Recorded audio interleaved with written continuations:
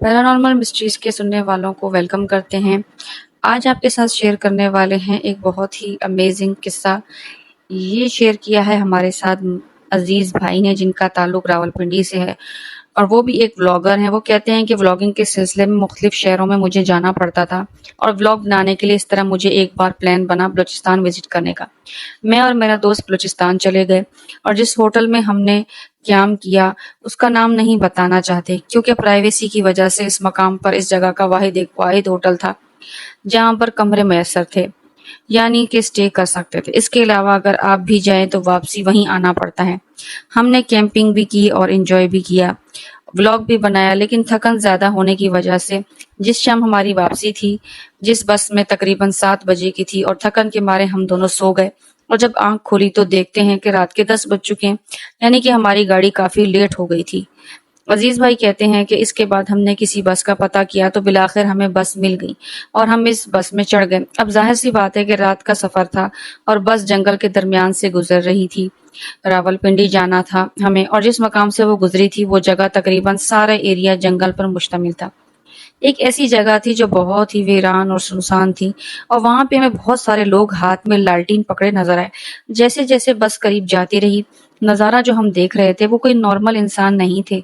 उनकी हाइट भी नॉर्मल नहीं थी, ना उनके कद इंसानों जितने थे, बहुत छोटे कद थे।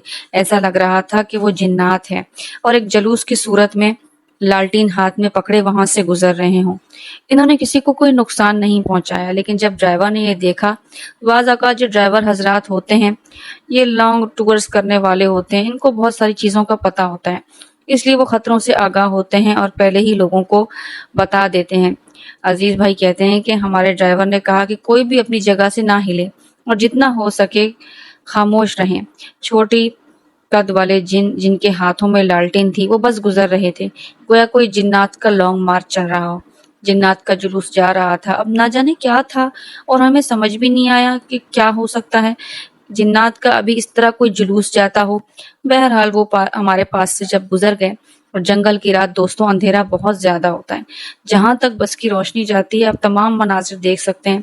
बस के तमाम लोग विर्द करने लगे, दुआएं पढ़ने लगे, सभी डर चुके थे और हम भी खौफ में मुब्तला हो गए थे और अल्लाह ताला से दुआएं करने लगे कि जब इनका काफिला वहां से गुजर गया तो ड्राइवर ने दोबारा अपनी गाड़ी चलाई और हम भी वहां से निकल गए। अजीज भाई कहते हैं कि ये बहुत ही अजीब सा वाकया था और बहुत ही खौफनाक। ये हमारी जिंदगी का ऐसा वाकया था जिसे हम चाहकर भी नहीं भूल सकते। और हमारे भाई कहते हैं कि उम्मीद है कि आपको ये वाकया बहुत पसंद आएगा। तो प्यारे दोस्तों, अजीज भाई का वाकया आपको कैसा लगा हमें कमेंट्स में जरूर बताइएगा। इसके साथ साथ आपके साथ एक और किस्सा भी शेयर करने लगी हूँ। ये हमारी बहन इर्तजा हाशमी ने इंडिया उत्तराखंड से हमारे साथ शेयर किया है।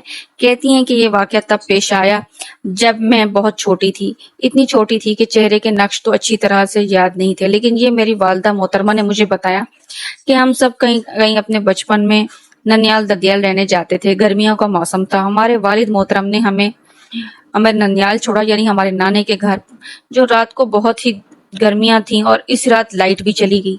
जॉइंट फैमिली सिस्टम में ऊपर नीचे सब मिलके रहते थे। मेरी वालदा मोहतरमा बताती हैं कि सब कमरे में सो रहे थे कि अचानक से लाइट चली गई और गर्मी की शिद्दत होने की वजह से मेरी नानी जान ने कहा कि एक काम करते हैं कि पहले जमाने में जो सीन हुआ करते थे खुले आसमान के नीचे, मेरी नानी के घर का सहन भी कुछ ऐसा ही खुला था और खुले आसमान के नीचे नानी जान ने कहा कि सब चलकर बाहर चटाइयां बिछा के वहीं सोते हैं। मेरी वालदा मोहतरमा ने कहा कि चटाइयां बिछा दो। अम्मी जान उठी और बाहर जाके चटाइयां बिछा दी, और जब सब फैमिली मेंबर्स वहां जाके जिन जिन को बाहर सोना था बाहर सोने के लिए लेट गए। सबसे पहले अम्मी जान मुझे लेके गई और वहां जाके लेटा दिया। इसी तरह तमाम फैमिली मेंबर्स भी वहां आ गए, लेकिन नानी जान ने कहा कि एक काम करो, गेट थोड़ा सा खोल लो, इस तरह बाहर से ठंडी हवा भी घर में दाखिल होगी और इस तरह गर्मी भी नहीं लगेगी, बाहर की ठंडी हवा भी आती रहेगी तो सभी सुकून से सोएंगे। सबा कहती है कि अम्मी जान गेट के बाहर जाकर जब वापस आ रही थी तो बड़े अजीब व गरीब कुत्ते अंदर दाखिल हो गए। वालदा को पता ही नहीं था, वो आगे आ चुकी थी, पीछे से कुत्ते अंदर दाखिल हो गए। वो भी कोई आम कुत्ते नहीं थे, इन कुत्तों का कद तकरीबन गधों जैसा था, बहुत लंबे थे। अम्मी जान ने देखा तो घबरा गई, उन्होंने कहा अरे कुत्तों को कोई बाहर निकालो। जब अम्मी ने देखा कि 2 बड़े-बड़े कुत्ते अंदर दाखिल हो चुके हैं तो अम्मी ने डंडा उठा कुत्तों को बाहर भगा दिया और कुत्तों को बाहर भगाने के बाद दोबारा दरवाजा उसी तरीके से बंद करके अंदर आ गई। जब अम्मी जान मेरे पास आने लगी, जब अंदर दाखिल हुई तो मेरे पास आ रही थी तो एक तरफ इशारा करके रोने लगी। मैं बहुत घबरा गई और चिल्लाने लगी कि वहां कोई है। बस इतना मैं कहती जा रही थी कि वहां पर कोई है और रोती जा रही थी। अम्मी ने कहा, बेटा क्या हुआ, कहाँ पर है, कौन है, लेकिन कोई भी बात समझ नहीं आई मैं क्या कह रही हूँ।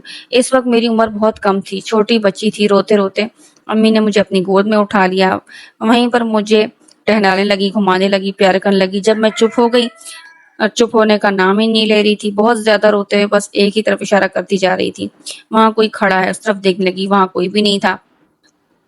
मुझे चुप कराने में मसरूफ थी वो। तो मेरी दादी ने कहा कि एक काम करो, अंदर मुमानी के कमरे में चली जाओ, कुरान शरीफ रखा हुआ है और दीवार पर कुछ आयतें और सूरतें लिखी हैं, शायद बच्ची रोना बंद कर दे, इसलिए इसको अंदर ले जाओ। नानी जान बड़ी बुजुर्ग हैं और शायद कहीं ना कहीं उन्हें अंदेशा हो गया था।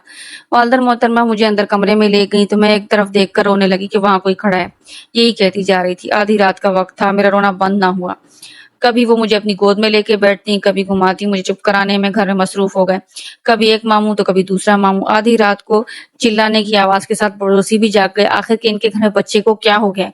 रात के वक्त एक अजीब सा माहौल बन गया। बहुत ही छोटी सी बच्ची थी, एक बात कहती जा रही थी, बेटा वहां बताओ मुझे क्या खड़ा है, लेकिन मैं सिर्फ रोती जा रही थी और रोने की आवाज भी दूर दूर तक जा रही थी। वो जॉइंट फैमिली सिस्टम में रहा करते थे। अम्मी जान मुझे लेकर कभी ऊपर जाती, कभी नीचे जाती। जब दरवाजे की दहलीज पर मेरी निगाह पड़ी तो मैंने देखा एक अजीब सा वजूद था जो मेरी तरफ देख रहा था, मुझे कह रहा था, मेरे पास आ जाओ, मेरे पास आ जाओ। इस तरह अजीब अंदाज में मुझे अपनी तरफ बुला रहा था। वो मखलूक किसी को भी नजर नहीं आ रही थी। जब आधी रात को अम्मी जान दरवाजा खोला तो घर के अंदर दाखिल हो गया था और इसी तरह सिर्फ मुझे नजर आने लगा और किसी को भी नजर नहीं आता था। इसका चेहरा बहुत ही भयानक था, स्याह वजूद था जो मुझे उसी तरफ बुला रहा था।